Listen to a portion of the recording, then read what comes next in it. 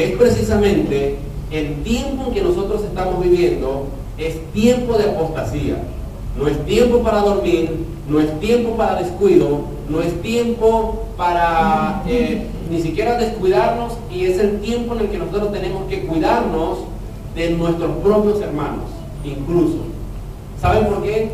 Porque ya no tenemos que buscar a los falsos profetas, a los falsos maestros y a los falsos cristianos fuera de la iglesia cristiana, sino que los falsos profetas, los falsos maestros y los aparentemente hermanos están dentro de la misma iglesia.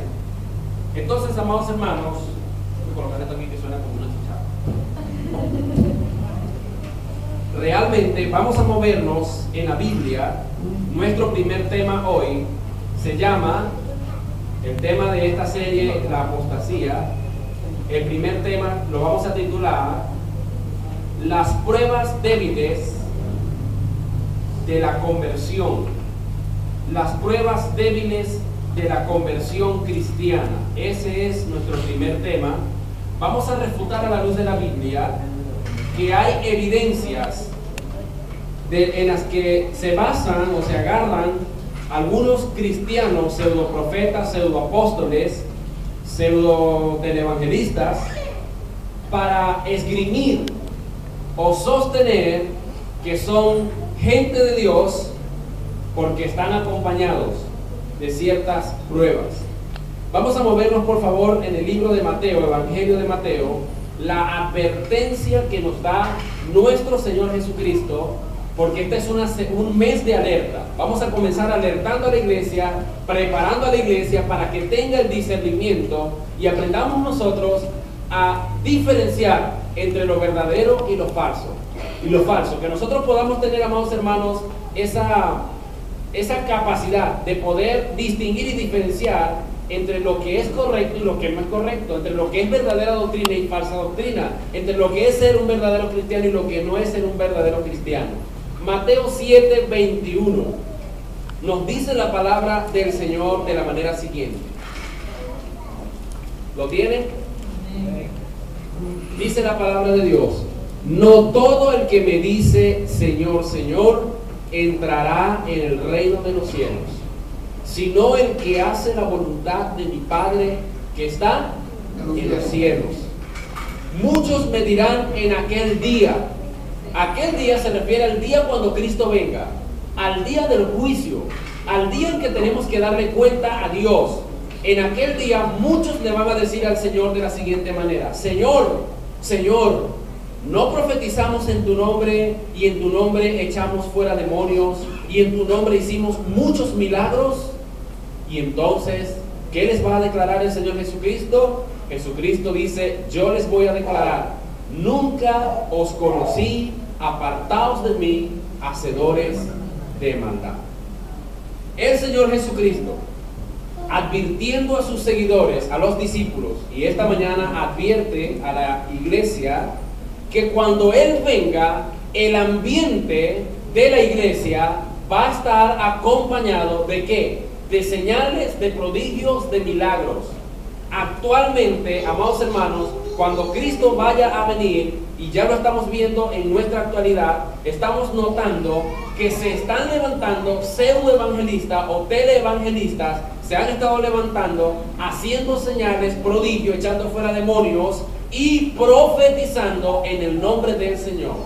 Y quiero informarles, amados hermanos, que a la luz de la historia, la Biblia, y a la luz de la Biblia, solamente la Biblia nos menciona ¿cuántos apóstoles? 12 apóstoles. Matías reemplazó a Judas y se completó el número 12. Luego el Señor escogió al apóstol Pablo, a Saulo de Tarso, y lo constituyó en apóstol.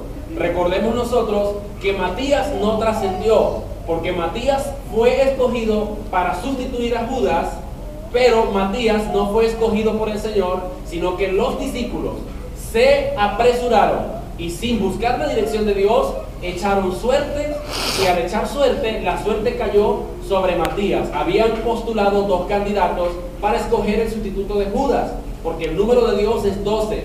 Pero lamentablemente los discípulos cometieron el error al escoger, a través de un método que Dios no aprueba, que es el método de suerte, escogieron a Matías. Pero vemos que Matías no aparece más en todo el Nuevo Testamento. Y la función de los apóstoles en el Nuevo Testamento es precisamente reemplazar la función que tenían los profetas en el Antiguo Testamento. Es decir, ellos eran portadores de una verdad infalible y lo que ellos dijeran tenía que quedar escrito para la edificación de la iglesia futura.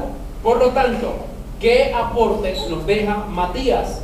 Nada, ninguno, porque eso significa que Dios no lo escogió, sino los discípulos bajo un método que Dios había establecido, pero para repartir las tierras, nunca para escoger ministerios.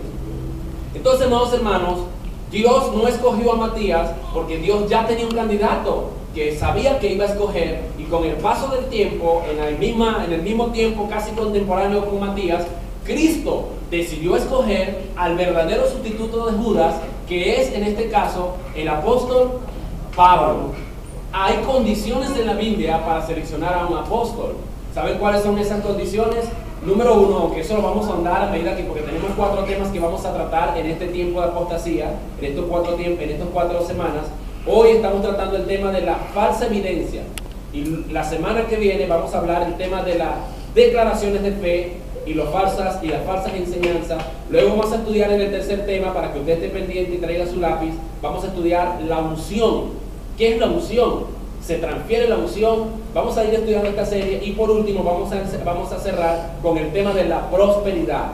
¿Qué es la prosperidad en la Biblia? Porque hay más de 60 palabras en la Biblia que se traducen con diferentes significados para prosperidad. Entonces vamos a estudiar y vamos a meternos de hondo en la Biblia para nosotros entender que todos estos temas que vamos a tratar durante este mes son síntomas de la apostasía. Son síntomas y además son una alerta para la iglesia. Tenemos nosotros que cuidarnos de nuestros propios hermanos, sea de la denominación que sea, incluso de las enseñanzas que escuchamos acá. Tenemos que cuidarnos, porque los falsos maestros, repito, están dentro de la misma iglesia.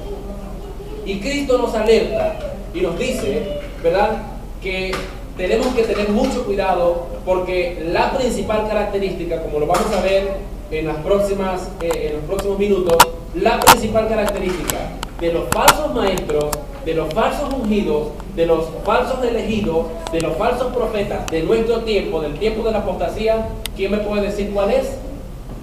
Apariencia de piedad. Hermano, usted enciende la televisión de estos falsos maestros y hasta lloran predicando.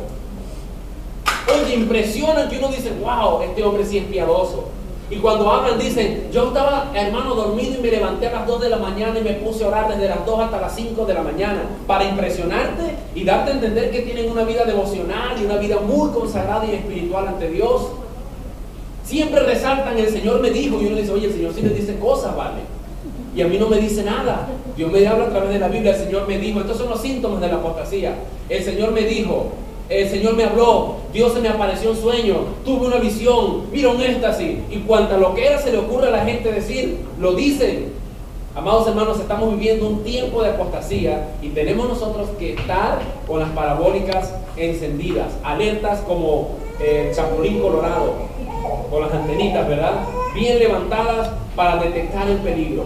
Pero si no estudiamos la Biblia y si no estudiamos estos temas, lamentablemente somos presa fácil y el enemigo gana ventaja sobre nosotros, y hasta somos engañados por los falsos maestros. La principal característica, Cristo nos advierte que esos maestros, esos falsos profetas, iban a venir al rebaño con apariencia de ovejas, con apariencia de piedad, pero que por dentro son verdaderos lobos rapaces. La iglesia está constituida por 3 grupos. Así aparece en la Biblia: las ovejas que oyen la voz de Jesucristo, que distinguen, que disciernen quién es el maestro verdadero a la luz de la Biblia, reconoce la palabra que es de Cristo y sigue a Cristo de cerca. Las ovejas a las cuales hay que pastorear.